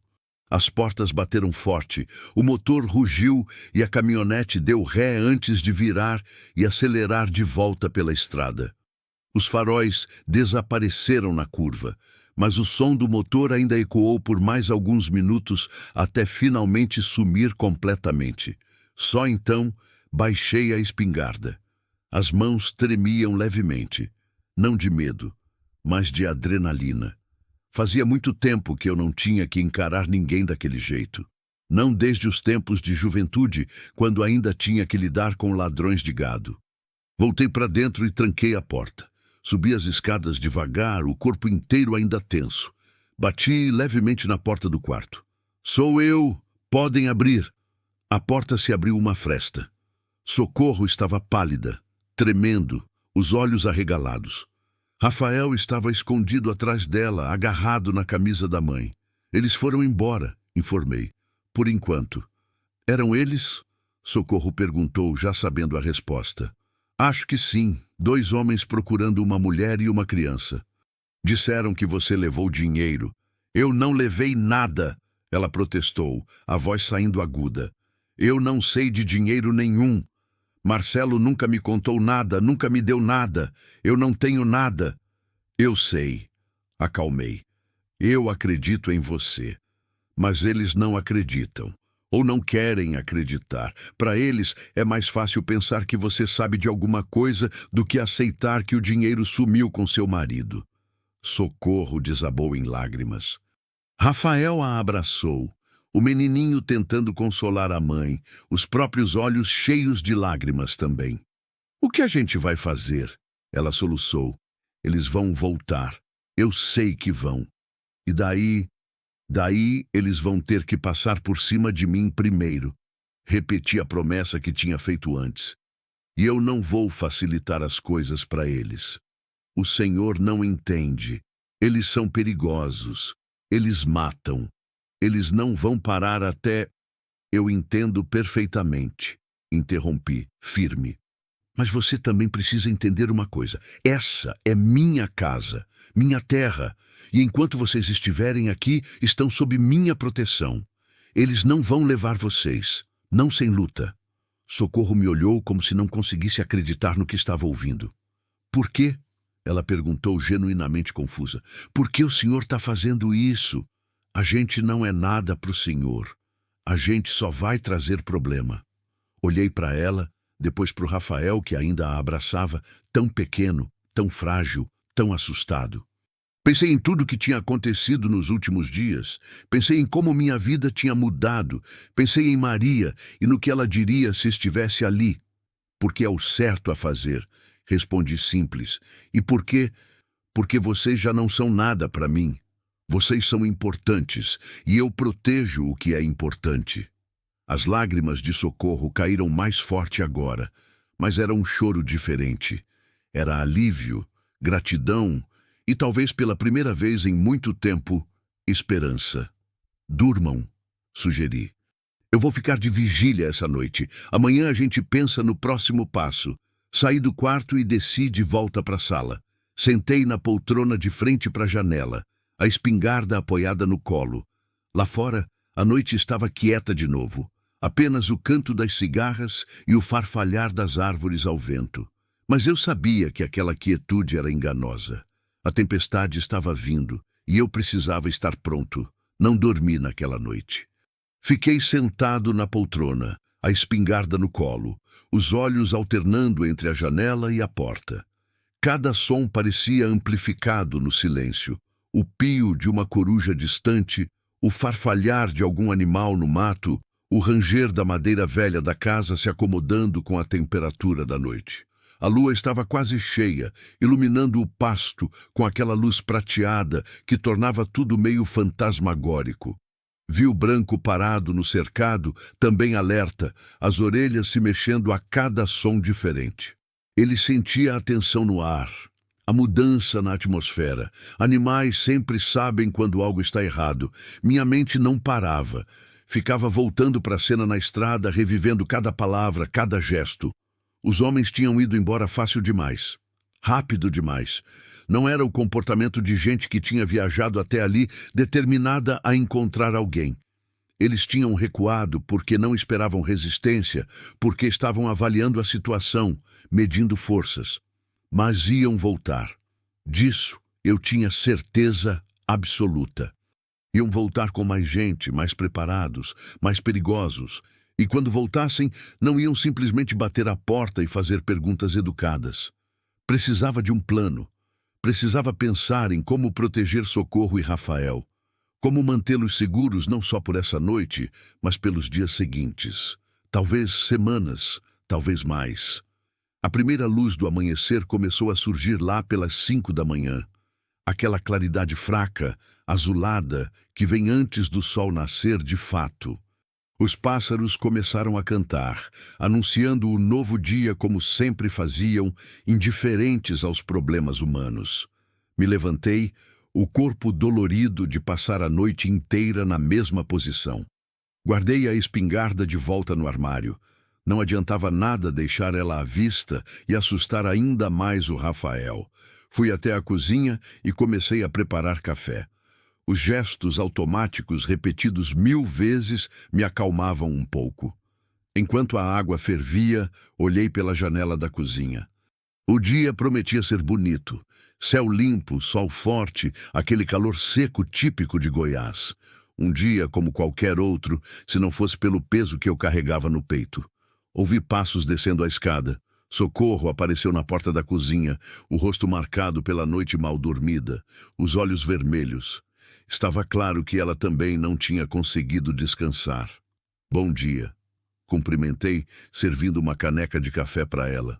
Bom dia, respondeu baixinho, aceitando a caneca e sentando à mesa. O senhor ficou acordado a noite toda? Alguém precisava. Eu sinto muito mesmo por ter trazido isso tudo para sua vida. Já falamos sobre isso. Não foi você quem trouxe. Foi circunstância. Foi destino. Foi Deus. Escolha o nome que quiser, mas não foi culpa sua. Ela tomou um gole do café, as mãos tremendo levemente ao segurar a caneca. O que a gente vai fazer agora? Perguntou, a voz pequena, assustada. Sentei na frente dela, as mãos entrelaçadas sobre a mesa. Tinha pensado muito sobre isso durante a noite. Tenho um amigo na cidade, Raimundo. A gente se conhece desde criança. Ele é policial aposentado. Trabalhou anos na delegacia de Goiânia antes de voltar para cá. É gente boa, confiável. Acho que a gente precisa conversar com ele. Socorro balançou a cabeça imediatamente. Não, não podemos envolver polícia. Esses homens, eles têm contato. Tem gente deles dentro da polícia, eu tenho certeza. Foi por isso que ninguém fez nada quando Marcelo desapareceu. Foi por isso que eu fugi ao invés de pedir ajuda. A polícia não vai nos proteger, só vai entregar a gente para eles. Raimundo não é assim. Eu confio nele com minha vida. E ele não está mais ativo, não tem mais essas conexões com a polícia atual. Mas tem experiência, sabe como essas coisas funcionam, pode ajudar a gente a pensar em alguma solução. Eu não sei. Ela hesitou, o medo ainda dominando. Socorro! Olha para mim, pedi, esperando até que ela levantasse os olhos. A gente não pode fazer isso sozinho. Eu sou só um fazendeiro. Não sei lidar com gente assim. Não tenho recursos, não tenho conhecimento. Mas Raimundo tem. E se a gente quer ter uma chance real de proteger você e o Rafael, a gente precisa de ajuda. Ela ficou em silêncio por um longo momento, processando, lutando com o medo que tinha se tornado seu companheiro constante nos últimos meses. Tá bem, finalmente concordou, a voz mal saindo. Mas se eu sentir que tem algo errado, a gente vai embora na mesma hora. Eu não posso arriscar meu filho. Justo, e eu respeito isso completamente. Terminamos o café em silêncio. Lá de cima, ouvi Rafael se mexendo. Logo ele desceria também, com aquele jeito cauteloso de quem ainda não sabe se o novo dia vai trazer segurança ou perigo. Depois do café da manhã, quando Rafael estava distraído, dando cenoura para o branco, peguei o telefone velho que ficava na sala. Um daqueles aparelhos de disco que eu mantinha mais por teimosia do que por necessidade. Liguei para o Raimundo. Tocou 4 vezes antes dele atender. Alô? A voz rouca, ainda sonolenta. Raimundo, sou eu. João. João? Que surpresa, rapaz. Faz quanto tempo? Uns 6 meses desde a última vez que a gente se viu? Mais ou menos isso. Escuta, eu preciso conversar com você, pessoalmente, é importante. O tom da minha voz deve ter alertado ele, porque a sonolência sumiu instantaneamente. Tá tudo bem? Aconteceu alguma coisa? Não posso falar por telefone. Você pode vir aqui? Silêncio do outro lado. Raimundo era inteligente, experiente o suficiente para saber que se eu estava pedindo isso, era sério. Posso. Que horas? Quanto antes melhor. Tá bom. Deixa eu tomar café e já saio. Chego aí em 1 hora mais ou menos. Obrigado, velho. De nada. E João, toma cuidado até eu chegar. Desliguei o telefone e fui até a janela. Lá fora, Rafael estava abraçado no pescoço do branco, a bochecha encostada no pelo branco do cavalo. Socorro observava de longe, os braços cruzados, o corpo tenso como uma corda prestes a arrebentar. 1 hora depois, ouvi o som de um motor se aproximando. Desta vez, era diferente. Reconheci o ronco característico da caminhonete velha do Raimundo. Socorro também ouviu e instantaneamente ficou em pânico, chamando Rafael correndo e se preparando para fugir. Calma, segurei o braço dela gentilmente. É o Raimundo, o amigo que eu falei. Tá tudo bem. Ela não pareceu convencida, mas ficou, o corpo inteiro tremendo, Rafael escondido atrás dela. A caminhonete azul desbotada parou na frente da casa. Raimundo desceu. Um homem alto, magro, com uns 60 e poucos anos, o cabelo completamente grisalho, o rosto marcado pelo sol e pelos anos. Usava calça jeans e camisa xadrez, o jeito simples de quem tinha deixado a cidade grande para trás há muito tempo. João cumprimentou, subindo na varanda. Então viu Socorro e Rafael, e o olhar dele mudou instantaneamente. Não foi para cima. Não fez perguntas invasivas, só acenou educadamente. Bom dia. Bom dia, Socorro respondeu baixinho, ainda desconfiada. Vamos conversar lá dentro, sugeri. Sentamos na sala. Socorro e Rafael no sofá, eu e Raimundo nas poltronas. Contei tudo, como tinha encontrado eles na estrada, o que Socorro tinha me contado sobre o marido desaparecido, os homens perigosos, a visita da noite passada. Raimundo ouviu tudo em silêncio, o rosto impassível. Mas vi os olhos dele processando cada informação, analisando, formando conclusões. Quando terminei, ele ficou quieto por um momento antes de falar. Isso tem cara de tráfico. Provavelmente drogas, talvez armas. O marido dela devia ser uma mula, transportando cargas. Se ele sumiu com uma carga grande, esses caras não vão parar até recuperar ou até fazer um exemplo. Socorro soltou um suspiro trêmulo. Ouvir aquilo dito em voz alta tornava tudo mais real, mais assustador. O que a gente pode fazer? Perguntei. Raimundo coçou o queixo pensativo. Legalmente, vocês deveriam fazer um boletim de ocorrência, pedir proteção policial, entrar num programa de proteção a testemunhas se necessário. Mas ele olhou diretamente para Socorro. Se você acha que tem gente deles dentro da polícia, isso pode fazer mais mal que bem. E ilegalmente? Provoquei, meio brincando, meio sério. Raimundo sorriu sem humor. Ilegalmente, vocês precisam sumir. Mudar de identidade, ir para um lugar onde ninguém conheça, começar do zero. Mas isso precisa de dinheiro, documentos, planejamento. Não é algo que se faz da noite para o dia. E enquanto a gente está planejando, eles estão procurando. Enquanto isso, vocês precisam se proteger, trancar a casa à noite, manter armas por perto, ter sempre uma rota de fuga preparada. E principalmente, ele olhou para mim sério, não confiar em ninguém além de quem já conhece. O clima na sala ficou ainda mais pesado. Não eram boas notícias, não havia solução fácil. Eu posso ajudar, Raimundo ofereceu. Posso fazer algumas ligações discretas, ver se consigo informação sobre esses caras, descobrir quem são, para quem trabalham. Informação é poder. Quanto mais a gente souber sobre eles, melhor preparados a gente fica. Eu agradeço, falei sinceramente. Mas João, ele me olhou com aquela seriedade de quem tinha visto muita coisa na vida. Você precisa entender o que está fazendo. Esses caras não brincam.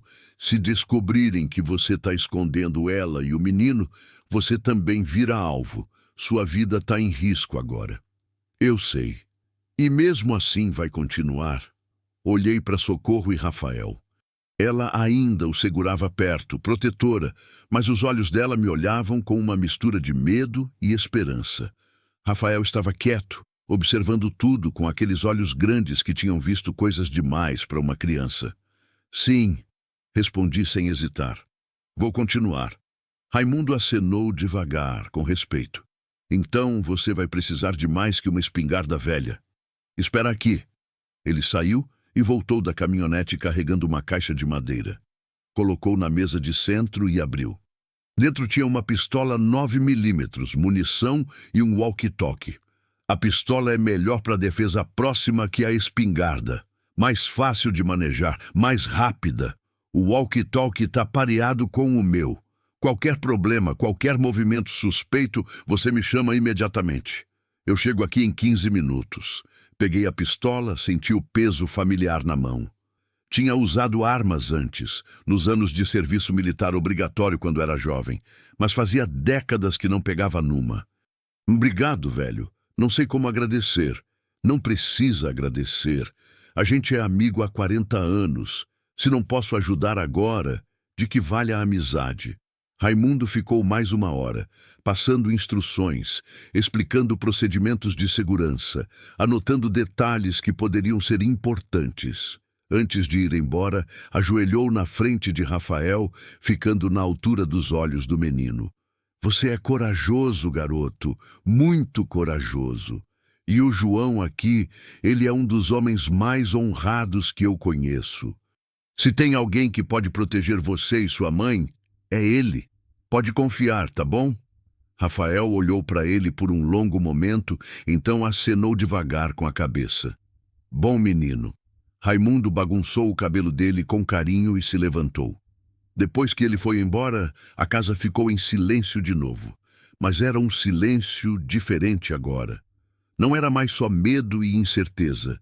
Tinha determinação também. Tinha um plano, mesmo que incompleto. Tinha aliados. Tinha esperança. À noite, depois que Rafael dormiu, Socorro veio até a varanda onde eu estava sentado, vigiando a estrada. Seu João, ela começou, a voz hesitante. Pode falar. Se a situação ficar perigosa demais, se o senhor achar que é melhor a gente ir embora para proteger o senhor, eu vou entender. Eu não quero que nada aconteça com o senhor por nossa causa. Olhei para ela, para aquela mulher que tinha perdido tanto, que tinha lutado tanto, que continuava de pé, mesmo quando o mundo inteiro conspirava para derrubar ela. Socorro! Quando eu encontrei vocês naquela estrada, minha vida não tinha propósito fazia 5 anos. Eu só existia. Acordava, trabalhava, dormia, repetia, não tinha razão, não tinha significado. Era só vazio. Parei procurando as palavras certas. Mas vocês mudaram isso? Deram um sentido de novo. Me fizeram sentir que ainda tem algo que vale a pena proteger nesse mundo. Então não vou pedir para vocês irem embora. Não importa quão perigoso fique. Essa é a escolha que eu fiz. E é uma escolha que eu faria de novo, sem pensar 2 vezes. Socorro tinha lágrimas nos olhos de novo.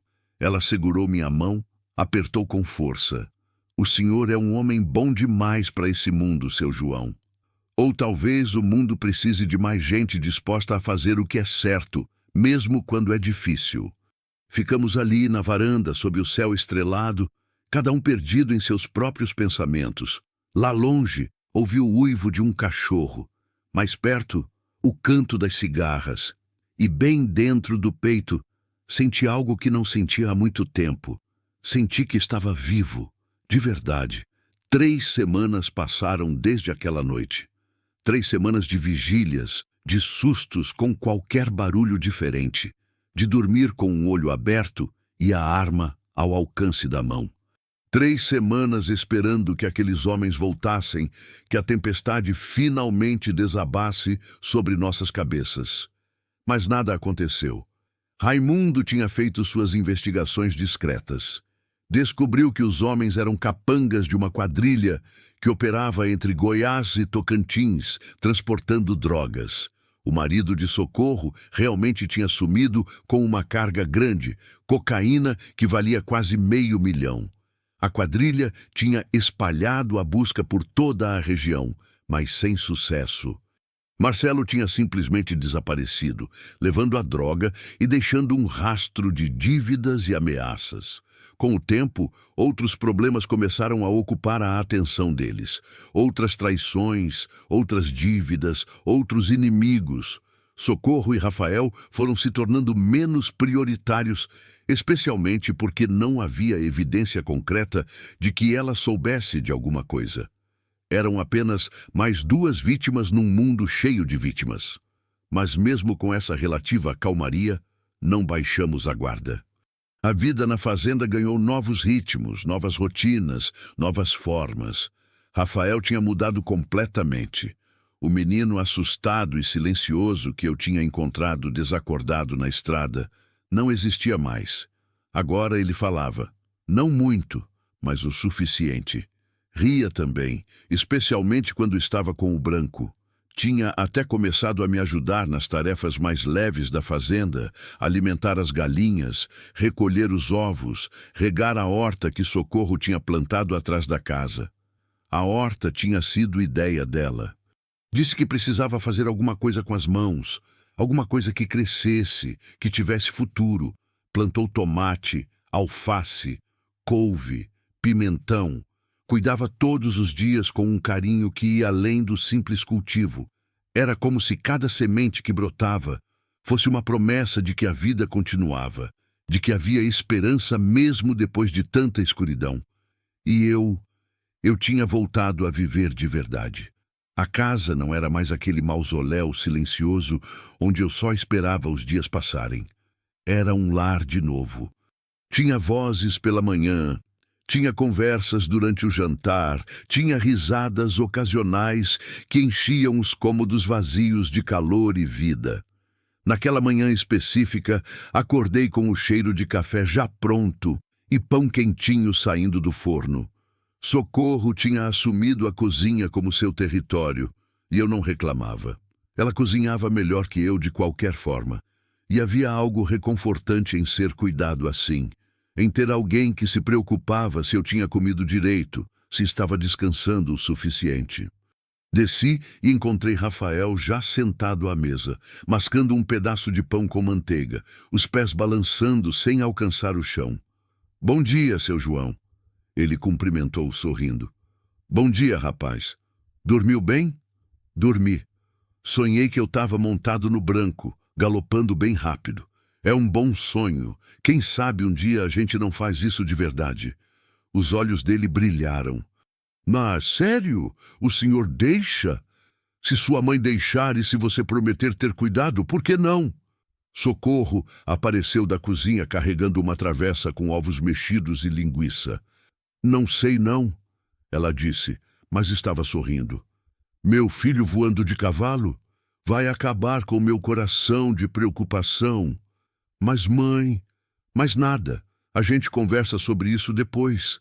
Ela cortou, mas o tom não era duro. Era brincalhão, leve, o tom de uma mãe que está feliz em poder se preocupar com coisas normais de novo. Comemos juntos, conversando sobre coisas simples, sobre o tempo que estava mais fresco, sobre a vaca que ia parir em breve, sobre o pé de manga que estava carregado e logo ia precisar colher os frutos. Coisas cotidianas, banais, mas que tinham um peso especial para nós três.